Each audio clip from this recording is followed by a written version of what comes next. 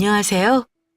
결혼한 지 1년 좀 넘은 신혼에 이혼하고 돌싱이 된 34살 여자입니다.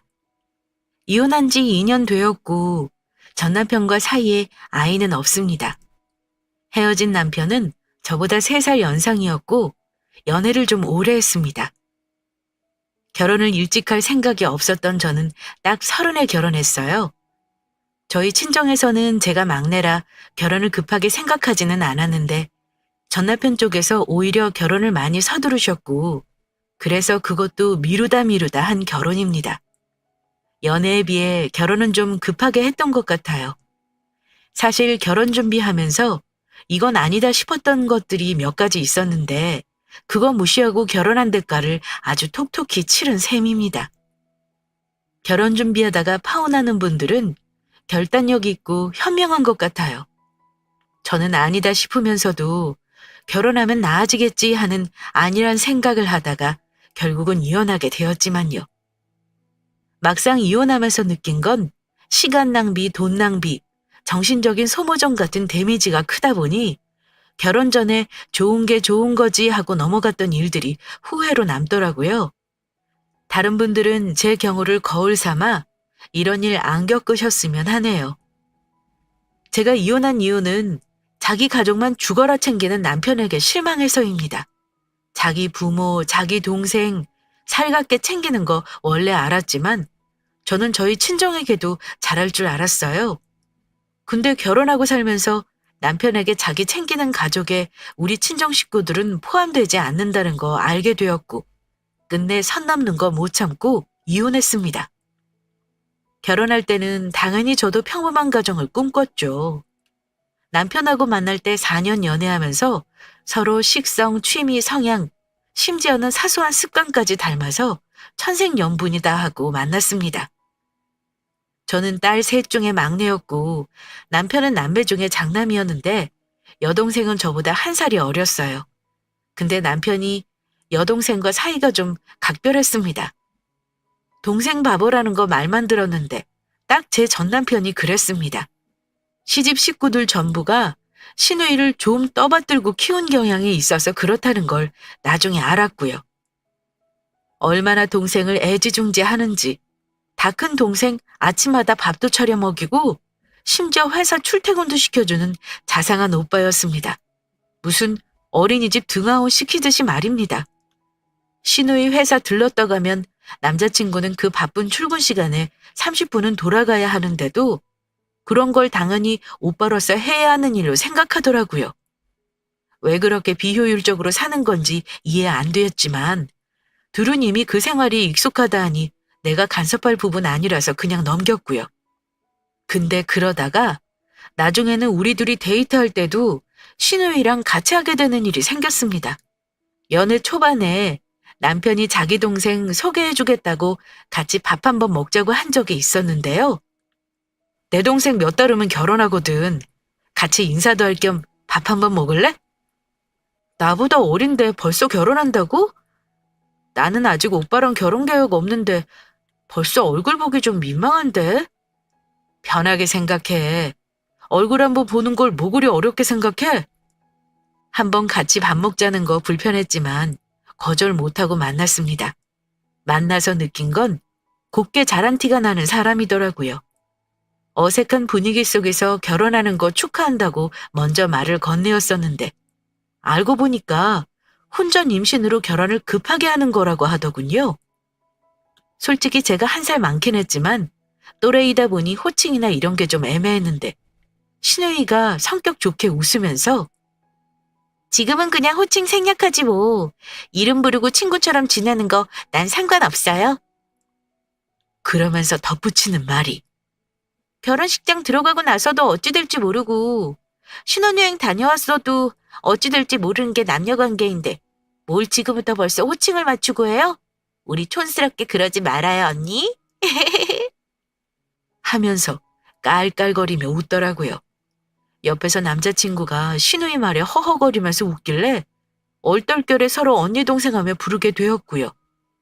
그래서 신우 말대로 호칭은 생략하기로 했지만 솔직히 편한 사이가 아니다 보니 허물없이 지내지 못했습니다. 그런데 한 번 만났던 게 두 번 되고 세 번 되더니 데이트에 같이 끼어서 만나는 일이 잦아졌습니다.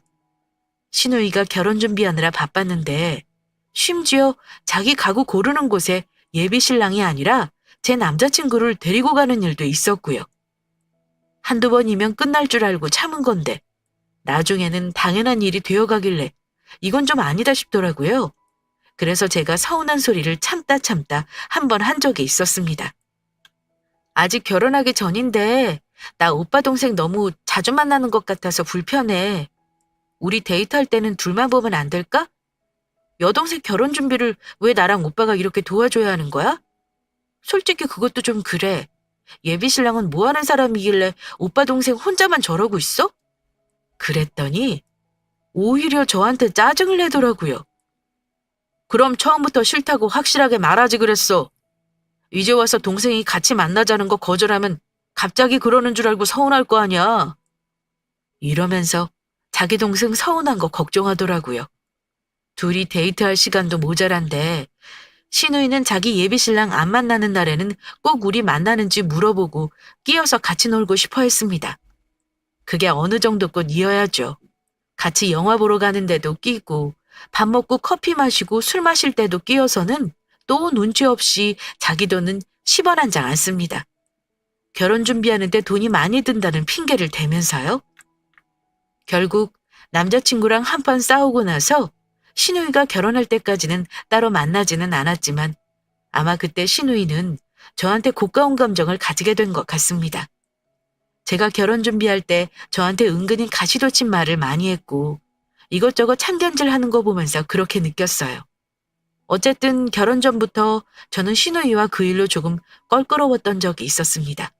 그 후 시누이는 결혼하고 나서 얼마 안 되어 아이를 낳았고 제가 30살 되던 해에 남자친구는 저에게 슬슬 결혼 얘기를 꺼냈습니다. 저도 친정아빠가 아프셔서 고민 끝에 이래저래 상견례도 하고 결혼 준비를 하자고 했습니다.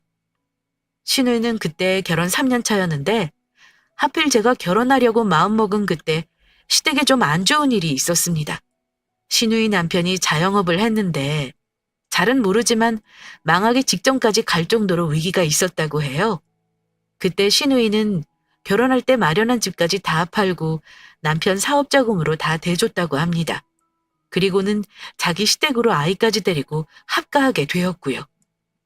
내 동생은 전셋집 빼서 시댁으로 들어간다고 하더라. 우리 어머니가 걱정이 많으셔. 임신하는 바람에 급하게 결혼시킨 것도 가슴 아픈데 저렇게 돈 때문에 힘들게 사니까 나도 마음이 안 좋아. 애도 있는데 아직 자리도 못 잡고 있는 것 같아서 말이야. 그래서 우리 결혼 비용 많이 못 도와주실 것 같다고 부모님이 그러시네. 얘가 이해해줬으면 좋겠다. 빚내더라도 우리 힘으로 최대한 해보지 뭐.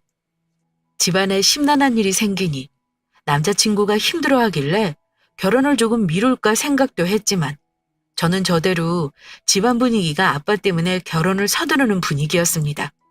게다가 남자친구가 직장 생활하며 결혼 자금으로 모은 돈 일부도 시누이에게 보태줘야 한다는 말 듣고 그때 때려치울까 생각도 솔직히 하긴 했었습니다.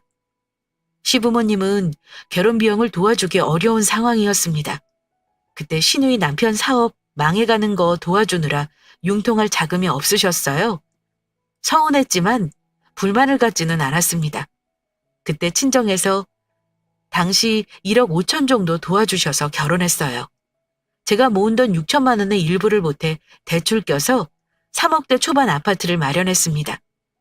남편 돈은 한 푼 안 보탠 거라 당연히 명의는 제 것이었고요. 집을 친정에서 해주신 거나 다름이 없는 것 같아서 원래 전세로 시작하려 했어요. 무리하게 대출 내는 게 아닌가 싶었지만 그 당시에는 매매가와 전세가가 많이 차이 나지 않아서 대출이자 낼 각오하고 매매한 거였습니다. 그 아파트가 나중에 교통 호재 이슈 덕분에 2배 이상 올랐으니 결과적으로 잘 된 일이지만요. 어쨌든 우여곡절 끝에 결혼을 하긴 했습니다. 결혼 과정도 솔직히 말하면 구구절절 일이 많긴 했어요. 말하자면 너무 길지만 그냥 저는 제 무덤 파는 결혼을 알면서도 남편 하나 보고 했습니다. 친정에서 집 해준 것도 뻔히 알고 계시면서도 그거 고맙다는 한마디 시댁에 들은 적 없었습니다. 심지어 친정에서 우리 부부 타고 다니라고 차 바꿔준 거 아셨지만 차 좋다는 말은 해도 우리 부모님께 감사하다는 말은 하신 적 없었습니다. 남편은 자가용으로 출퇴근이 비효율적이라 거의 제가 타고 다녔었는데 그게 못마땅하신 건지 이런 말을 한 번 하신 적은 있었습니다. 너 혼자 편하게 다니고 우리 아들은 출퇴근하느라 욕보는구나. 그러게 한 명이라도 직장을 좀 가까운 곳에다 집을 얻었어야지. 둘 다 이게 뭔 짓이니? 직장 가까운 곳에 집값이 너무 비싼데 어쩌겠어요. 지금은 어쩔 수 없죠. 나중에 아이 낳고 제가 휴직하면 그때는 남편이 차 끌고 다니면 되고요. 차가 너무 막혀서 일부러 대중교통 이용하는 거니까 걱정 마세요. 결혼 시작을 내 집으로 시작하고 차까지 친정에서 해줬는데 고마워하기는커녕 불만스러운 말투로 종종 제게 뭐라 하시면 솔직히 마음이 차게 식더라고요. 결혼하고 보니 시부모님 경제적 상황은 많이 좋지 않았습니다. 가지고 있는 건 달랑 집 한 채였고 노후 준비도 제대로 안 되어 있는 것 같았습니다. 반면 저희 친정은 아주 부자는 아니어도 여유가 있습니다. 아빠가 약사신데 아직도 일을 하세요. 작은 다세대 건물 월세도 받고 계시고요. 그렇게 여유 되니까 저 집 살 돈도 보태주신 거고요. 노후 준비도 다 되어 있으십니다. 제가 이렇게까지 하고 결혼했다는 건 주위 친구들한테 얘기하면 남편이 우리 집에 엄청 잘할 거라고 얘기합니다. 근데 웃긴 건요. 남편은 처가에 잘 못합니다. 우리 친정에서는 저 잘 살기 바라면서 최선을 다해 도와주셨는데도 남편은 그 흔한 장인 장모 비위도 못 맞춥니다. 결혼해서 명절 빼고는 거의 찾아간 적도 없어요. 자기네 집은 일주일에 한 번씩 꼭 들락거리면서 멀지도 않은 친정집에는 그렇게 발걸음하는 게 어려운가 봅니다. 엄마는 결혼 준비하면서 속상해하셔도 제가 한다고 하니 그냥 믿고 도와주신 거였어요. 한 번은 너무 속상하신지 저한테 이런 얘기를 하신 적이 있었습니다. 없다 해도 그렇게 없는 집은 처음 봤다. 어쩜 준비를 하나도 안 해놓고 자식 결혼시킬 생각을 했다니? 그 집 딸은 대체 어찌 시집 간 거야? 시누이는 혼전 임신해서 시댁에서 전세를 얻어줬나 봐. 돈 거의 안 들이고 시집 간 것 같더라. 네가 대체 뭐가 못나서 그렇게 없는 집에 시집가 금가락지 하나 못 받아야 하는 거니? 너네만 좋으면 된다지만 시부모도 중요한 건데 엄마 눈에는 네 고생길이 훤히 보인다. 이렇게 말씀하시며 슬퍼하셨습니다. 그러면서도 제가 잘 살기 바라는 마음에 물질적, 정신적 지원해 주신 거고요. 저는 딸밖에 없는 우리 집에 남편이 든든한 사위 노릇 해줄 거라 생각했습니다. 남편이 결혼하고 나서 우리 친정에 도와줬던 것들은 싹 입을 닦는 거 보고 너무 실망스러웠습니다. 게다가 시부모님은 결혼한 직후부터 저에게 이해가 가지 않는 말들을 하기 시작하셨는데요. 결혼하면 친정은 없다 생각하고 살아야 한다거나 시댁에서 있었던 일은 친정에 절대로 얘기하면 안 된다고 하시면서 전형적인 시모짓을 하셨습니다. 한 번은 남편이 없을 때 저에게 일장연설을 하신 적도 있습니다. 이제 결혼했으니까 내가 하고 싶었던 얘기 좀 해야겠구나. 내 말 명심하고 우리 집 시집 왔으니 이제 우리 집 귀신 된다 생각하거라.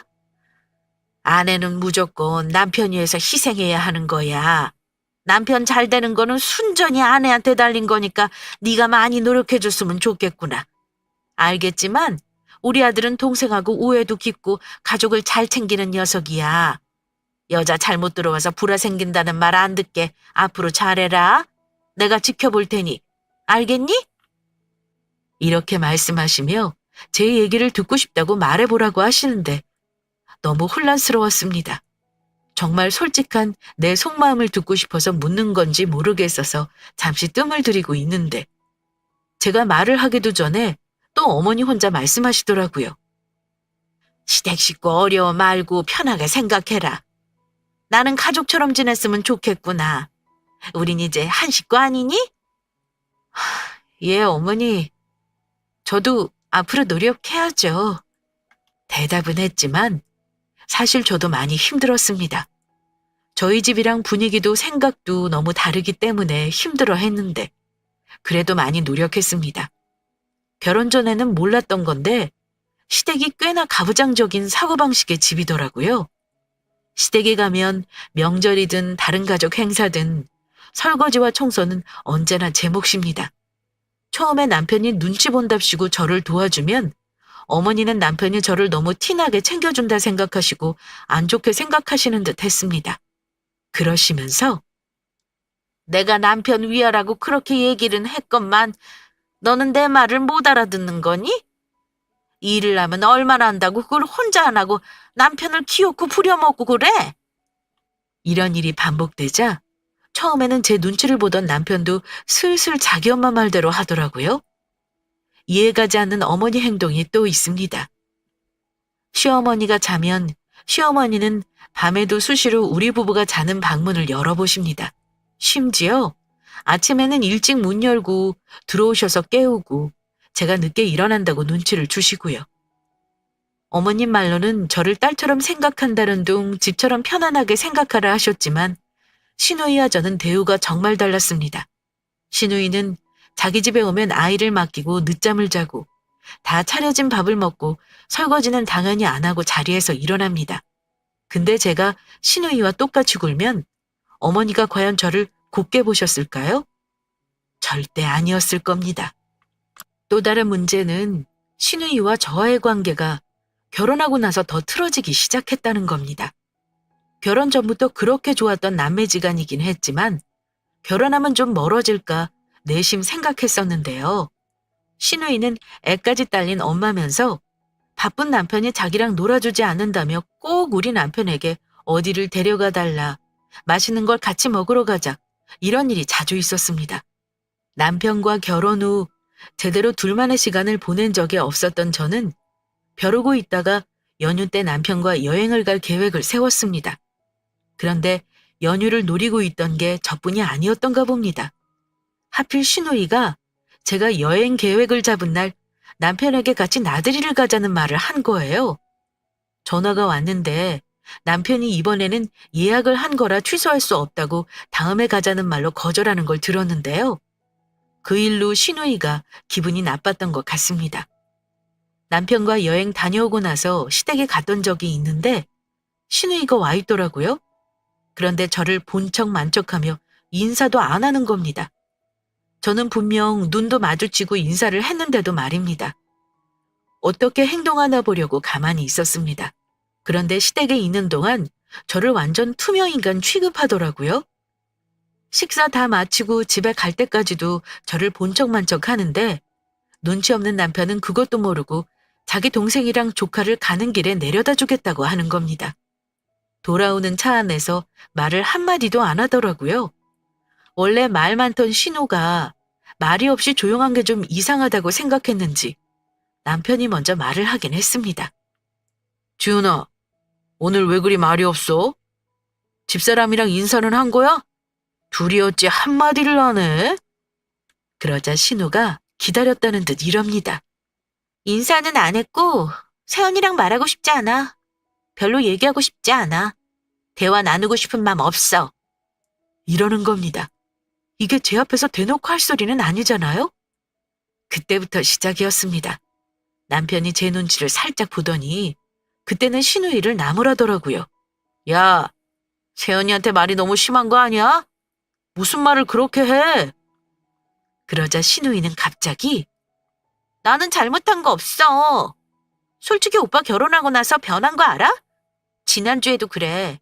모처럼 연휴에 엄마 모시고 좋은 데 바람 쐬고 싶었는데 둘만 좋은 데 간 거잖아. 우리는 가족 아니야? 그리고 솔직히 우리 엄마 같은 시어머니가 어딨어. 그거에 비해 세훈이는 너무 예의 없고 싸가지 없어. 내 딴에는 더 가까워지고 싶어서 같이 가자고 한 건데 둘만 가고 싶다고 그걸 거절해? 내 상식으로는 이해 안 가. 오빠가 그렇게 하니까 세연이가 욕먹는 거야. 우리 엄마도 맨날 나한테 세연이 때문에 속상하다고 하시는 거 모르지? 이런 말을 마구 쏟아내는데 솔직히 신호 말을 들으면서 제가 그렇게 나쁜 며느리였나 착각이 들더군요. 남편이 그렇지 않다고 얘기를 해도 이미 자기와 어머니는 우리 부부의 이기적인 모습 때문에 상처를 받았고 이 모든 것은 며느리인 내가 이 집에 시집와서 생긴 일이다라고 결론까지 내리면서 말입니다. 저 신우이가 하는 말 들으면서 뭔가 마음이 무너져 내리는 기분이었습니다. 아가씨가 그런 생각하는 줄은 몰랐네요. 저 그동안 많이 노력했는데 어머니랑 아가씨는 그냥 저를 이기적이고 싹수 없는 며느리라고 생각하셨나 봐요? 저는 나름대로 노력하고 있는데 그래도 불만이고 속상하면 어쩔 수 없죠. 한 가지 알아두세요, 아가씨. 제 뒤에서 욕하는 건 어쩔 수 없는 영역이니 뭐라 말 안 하겠지만 적어도 제 귀에는 들리게 하지 말아주세요. 아가씨가 어머니에게 저 나쁘게 얘기하고 말 옮기면 가족 사이 안 좋아지는 건 한순간이라는 거 알아두시고요. 그랬더니 맞는 말에 대꾸는 못하겠는지 잠자코 있더군요. 저도 결혼해서 그때 처음 신우이에게 싫은 소리 처음 한 겁니다. 저는 그동안 많이 노력했고 많이 어머니께 맞추려고 했습니다. 속상한 일이 많았지만 거의 참는 쪽은 제 쪽이라 생각했는데 신우는 그게 아니었나 봐요. 그날 신우이에게 본심을 듣고 나서 저도 나름 생각이 많아졌습니다. 아무리 생각해도 내가 무슨 잘못을 그렇게 했는지 잘 모르겠더라고요. 저희 어머니는 항상 다른 집 며느리는 어떻다더라 맨날 비교하시고 일주일에 한 번씩 전화드리는 것도 부족하신지 할 말은 없어도 맨날 전화로 가시는 분이었습니다. 저는 친정 부모에게도 안 하는 안부 전화를 시어머니가 원하시는 대로 해드렸습니다. 그뿐이 아닙니다. 어머니는 저희 집에 오시면 부엌에 오셔서 냉장고며 다 뒤져보시고 이건 어떻게 해라 저건 어떻게 해라 다 참견하시고 빨래는 어떻게 해야 하며 사사건건 살림에 다 참견하십니다. 그래도 싫은 티 안 내고 그냥 들어드렸습니다. 어머님이 저보다 살림을 오래 하셨으니 나보다는 더 지혜로우시겠지 하고 좋게 생각했고요. 심지어 한 번은 저희 집 비밀번호를 알려달라고 하시더니 저희 없을 때 오셔서 속옷빨래까지 마음대로 개놓고 이것저것 만지셨던 적도 있습니다. 어머님 스타일대로 부엌 살림을 정리해놓기도 하셨고요. 어지간한 며느리라면 요즘은 그런 거 이해하고 넘어가는 사람 없습니다. 그래도 저는 한마디 말씀도 없이 그렇게 하신 것에 대해 아무 말도 안 하고 넘어갔습니다. 신우이는 또 어땠는 줄 아세요? 저희 집에 왔을 때 제가 저녁 준비하고 있는데 접시 한 장 나르는 법이 없습니다. 애 보느라 피곤하다고 하더니 저희 안방문은 열고 들어서서 부부 침대에 누워서 자더라고요. 설거지? 이런 거 절대 안 합니다. 말하고 행동하는 것이 철이 없어도 그냥 다 넘어갔습니다. 대체 누가 이기적이라는 건지 아무리 생각해도 모르겠더라고요. 말로는 딸로 생각한다느니 식구라느니 하면서 결혼해서 1년 지나는 동안 저는 그 집의 가족이 아니라는 거 그때 알았습니다. 그저 호구 잡힌 며느리일 뿐이었죠.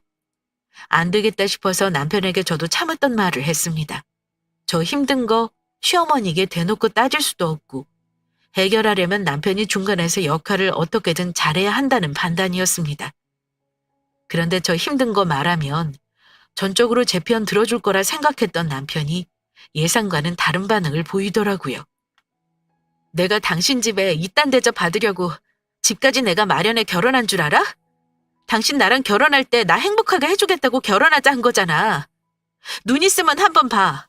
이따위 대접받고 사는 데가 행복해 보여? 나 이제껏 당신 얼굴 봐서 참고 살았는데 도저히 못하겠어.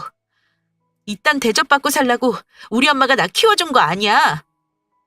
당신 동생 어머니한테 귀한 딸이듯이 나도 우리 엄마한테 귀한 딸이야. 내가 왜 이런 대접받으면서까지 얼굴 보면서 살아야 돼? 솔직히 당신 식구들 얼굴 보고 싶지 않아. 내가 미안하다고 했잖아. 동생한테는 내가 잘 얘기할게. 당신한테 사과하라고 할 테니까 마음 풀어. 고작 이런 일로 무슨 얼굴 보고 사내만에 하는 거야. 고작 이런 일? 나는 당신 동생이랑 어머니 때문에 하루하루 스트레스 받는데 당신한테는 고작 이런 일이라는 거야? 나 2번 다시 당신 동생 안 보고 싶어. 솔직히 어머니랑 당신 동생이랑 같이 내욕했다고 생각하면 시댁에 안 가고 싶은 심정이야. 결혼한 지 이제 겨우 1년 넘었어. 근데 벌써부터 이러면 앞으로 어찌 살려고 그래? 다른 집들은 며느리가 딸처럼 굴고 사이도 좋은데 당신이야말로 성격이 너무 예민하고 꼬인 것 같아. 당신이 이러니까 나도 더 신경을 쓸 수밖에 없는 거야. 어차피 결혼했으면 우리 집이 먼저잖아. 당신이 좀 더 노력해 볼 수는 없는 거야? 오히려 제가 예민하고 꼬였다는 말에 저는 할 말을 잃었습니다. 아무튼 나는 이제 당신 동생 얼굴 보기 싫다고 분명히 말했어. 당분간은 당신 집에 가는 것도 불편하니까 당신 혼자 가. 그거 싫으면 지금이라도 갈라서던가. 나도 이젠 이 꼴 저 꼴 다 보기 싫으니까. 갈라서다니. 이혼이라도 하자는 거야?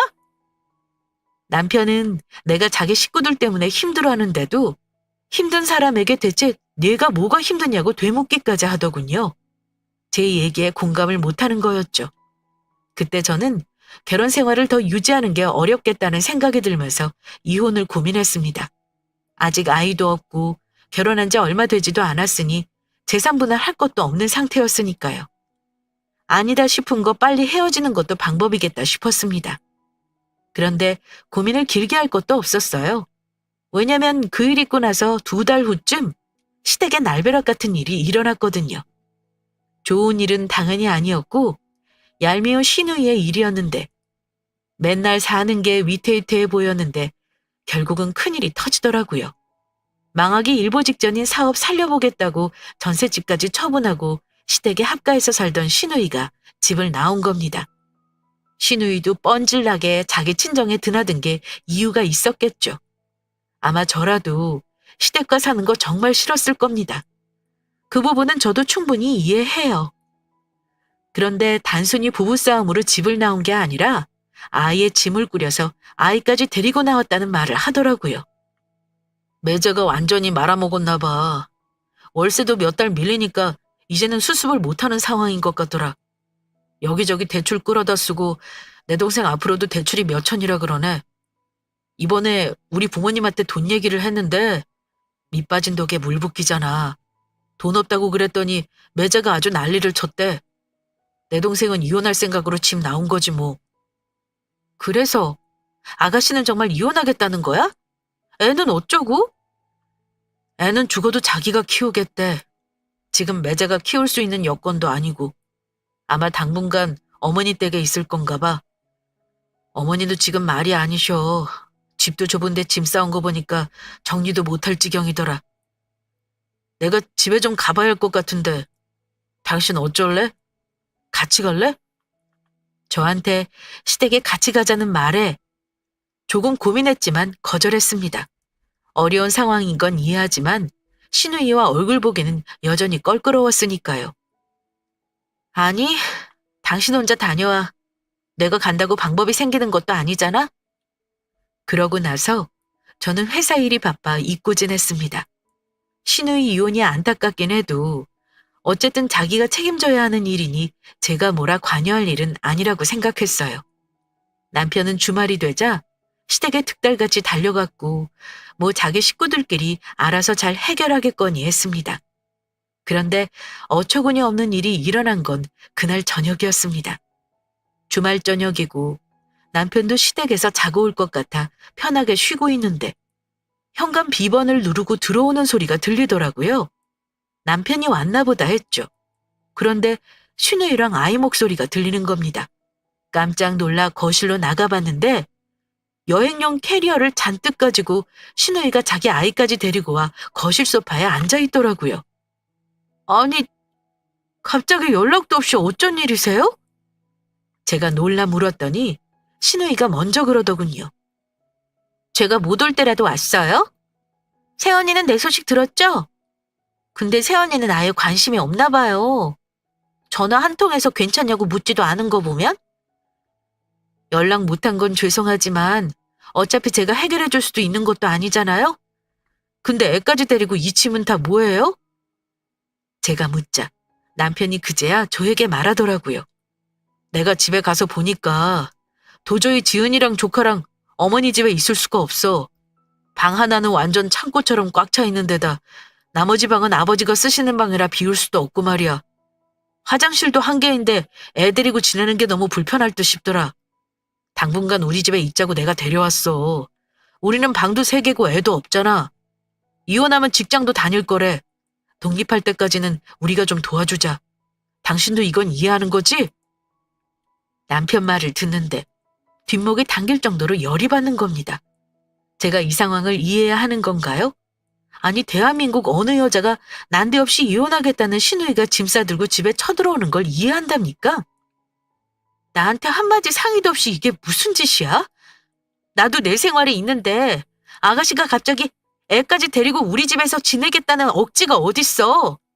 그것도 오늘부터 갑자기? 여보, 당신 대체 나한테 왜 이래? 내가 거절하면 또 나만 나쁜 년 만들려고 이래? 아가씨도 그래요. 아가씨 이혼하는 건 안 됐지만 그건 아가씨가 책임질 일이에요. 도움받으려면 아가씨 부모님께 받아야지 결혼한 오빠 집에서 살겠다뇨? 이건 경우가 아니죠. 게다가 저한테 사전에 상의도 없이 둘이서만 결정하면 다인가요? 전 싫어요. 오늘은 기왕 왔으니까 애 데리고 하루 주무시고 내일 다시 어머니 댁으로 가세요. 인내심의 한계를 느꼈지만 최대한 예의 갖추며 말했습니다. 그런데 제 말을 들은 남편은 발끈하면서 이러더군요. 당신 정말 나 몰라라 하겠다는 거야? 가족끼리 이런 거 안 도와주면 누가 도와? 잔말 말고 내 동생 여기서 지낼 거니까 그렇게 알아. 뭐? 당신은 가족일지 몰라도 나는 아니야. 당신네 식구들은 나를 가족이라고 생각한 적 없는 거 몰라? 동생이 그렇게 안타까우면 당신이 집어넣어서 같이 살아. 내 집에서 이러지 말고. 언니, 지금 이 집 하나 해왔다고 생색내는 거예요? 하, 정말. 내가 별꼴을 따보네. 오빠, 대체 무슨 대접을 받고 사는 거야? 원래 세연이가 오빠한테 이랬어? 시누이까지 거들길래 제가 그랬습니다. 아시잖아요. 이 집 남편 돈 100원 한 푼 안 들어간 집이에요. 근데 저한테 상의도 없이 이런 거 결정하는 건 말이 안 되죠. 말로는 가족이라고 하면서 저는 한 번도 가족이라 느낀 적 없거든요. 근데 내가 왜 도와야 해요? 당신 정말 이럴래? 나도 당신한테 정말 질리는 거 알아. 이럴 거면 뭐하러 같이 살아? 당신은 내 동생 불쌍하지도 않아? 당신 동생이라면 이렇게 하겠냐고. 그렇게 우리 식구들 꼴 보기 싫으면 혼자 살지 그래? 이혼이라도 할래? 그래, 네가 싫다면 어쩔 수 없이 이혼해야지. 당신이 원한다면 그렇게 해줄게. 한번 맘대로 해봐 어디? 심지어 남편 입으로 이혼을 들먹거리길래 제가 덥석 물었습니다. 그렇게 나오면 제가 꼬리를 내릴 줄 알았나 봐요. 남편에게는 이혼이라는 단어가 최후의 카드였는지 몰라도 저는 아니었습니다. 이혼? 듣던 중 반가운 소리네. 좋아. 나도 요즘 계속 이혼 고민했는데 잘 됐다. 우리 이혼해. 나 당신네 집에 더 이상 가기도 싫고 식구들 보고 싶지도 않거든? 언제 할래? 지금 내가 바로 작성해 올까? 제가 세게 나오니 예상치 못한 반응이었는지 남편은 움찔하는 듯 했습니다. 옆에서 시누이는 씩씩거리며 눈치 없이 이혼을 부추기기까지 했습니다. 오빠, 그냥 이혼해. 나도 이혼하지만 우리 오빠가 저런 여자랑 사는 거 나도 싫어. 이혼하면 재산분할인지 뭔지 한다며. 세연이 집도 나눠 갖지 그래? 집을 나눠 갖자니 정말 어처구니가 없었습니다.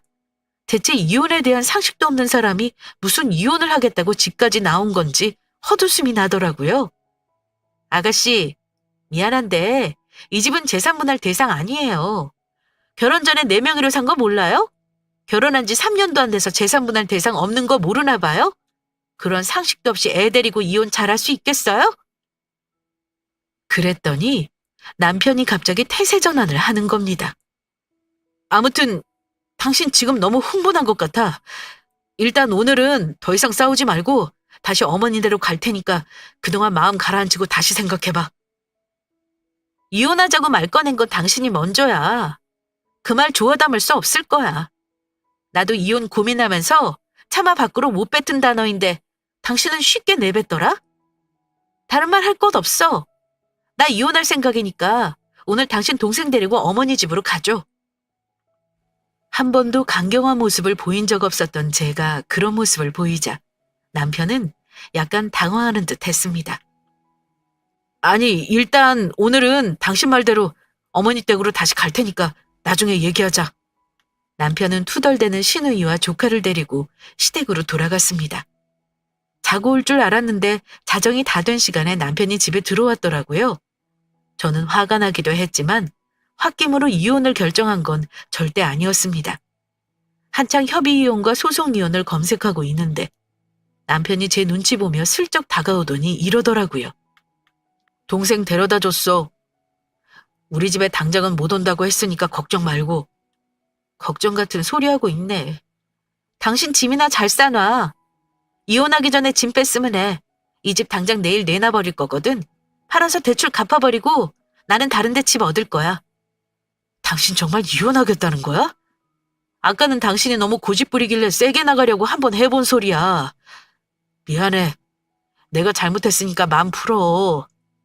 내 동생 당분간 어린이집에서 지내면 돼.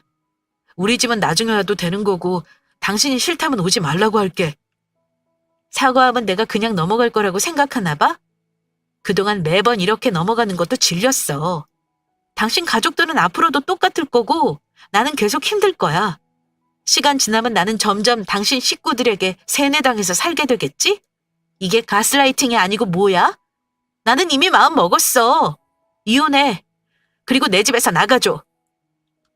남자들은 여자한테 싹싹 빌면서 어물쩍 넘어가면 다 해결되는 줄 아는 경향이 있는데 그것도 사람과 상황에 따라 다른 겁니다.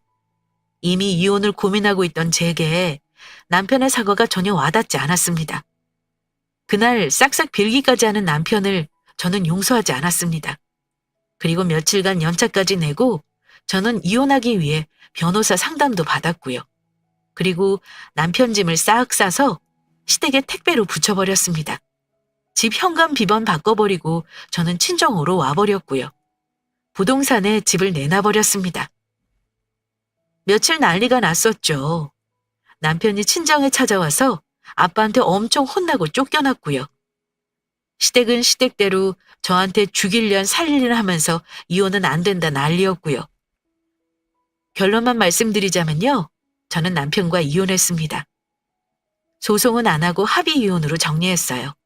끝까지 도장 안 찍어주면 소송할 생각도 있었는데 각자 손해본 돈 알아서 감수하고 위자료 없는 조건으로 깔끔하게 끝났습니다. 혼인 기간이 짧아 위자료 1,000만 원가량 나오는 거 무슨 의미가 있나 싶어 빨리 헤어지는 게 낫겠다 싶어 결정했어요. 집은 어차피 제 명의였으니 상관없었고요. 금매로 내놨더니 집도 잘 팔렸습니다. 그때 꼭지에 판 게 천만다행이었죠. 지금은 집값이 많이 떨어졌는데 저는 꼭지에 팔고 대출금도 갚고요. 5억이 넘는 돈 남았으니 이걸 위자료이자 결혼기간에 대한 보상이라 생각하기로 했습니다. 결혼기간이 짧긴 했지만 너무 바보같이 참고 당하고 산 건 아직도 억울한 생각이 듭니다. 물론 시댁이니까 잘해드려야 하고 참아야 되는 부분도 있지만 구독자분들은 시댁에 부당한 처사를 당한다면 정말 이건 아니다 하는 것은 당당하게 따지세요. 따지실 때도 예의 없게 말고 조목조목 존대하면서 따지시면 상대방도 아무 말 못하더라고요. 말 안 하고 가만히 있으면 가만히인 줄 아는 게 시댁입니다. 물론 제가 이혼한 건 남편의 잘못이 가장 컸다고 생각합니다. 어쨌든 딸 같은 며느리는 세상에 존재하질 않습니다. 아쉬울 땐 딸, 대접받을 땐 며느리라는 말이 맞더라고요. 결혼 생활을 빨리 정리한 건 잘한 것 같아요. 앞으로 살아갈 날이 더 많은데 그런 스트레스 속에서 바보 같은 짓이니까요. 저는 당분간은 돌싱으로 자유롭게 살 생각이고요. 10월대에 다시 입성하고 싶은 생각은 요만큼도 없습니다. 능력이 있으니 혼자 사는 것도 나쁘지 않을 것 같네요. 제 짧았던 결혼 생활 얘기는 여기까지입니다. 재미나게 들어주셨다면 더 바랄 게 없네요. 열심히 살라는 말씀만 한마디가 큰 용기가 될 것 같아요. 제 이야기는 여기서 마칠게요. 긴 사연 들어주셔서 감사합니다.